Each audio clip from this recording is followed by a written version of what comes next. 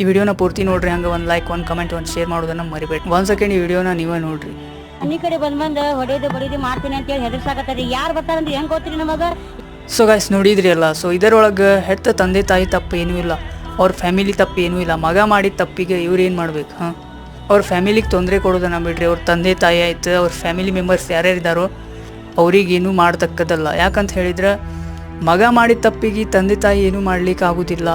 So ಹೀಗಾಗಿ ಅವ್ರಿಗೆ ಯಾವುದೇ ಥರನಾದ ತೊಂದರೆನ ಉಂಟು ಮಾಡಬಾರ್ದು ಅಂಥೇಳಿ ಮನವಿ ಮಾಡ್ಕೊಳ್ತೇನೆ. ಸೊ ಇನ್ನೊಂದು ಏನಂತ ಹೇಳಿದ್ರೆ, ಖ್ವಾಜಾ ಅವ್ರ ಬಗ್ಗೆ ನಾವು ಮಾತಾಡೋದು ಏನಂತ ಹೇಳಿದ್ರೆ, ಅವರಿಬ್ಬರ ಮದುವೆ ಮುಗಿದು ಹೋಗೈತಿ.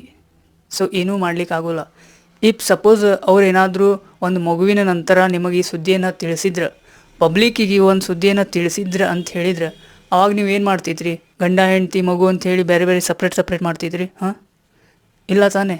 ಸೊ ಅದು ಹೀಗಾಗಿ ಸ್ನೇಹಿತರೆ, ಯಾರನ್ನೂ ಸಹ ದೂರ ಮಾಡೋದು ಬೇಡ.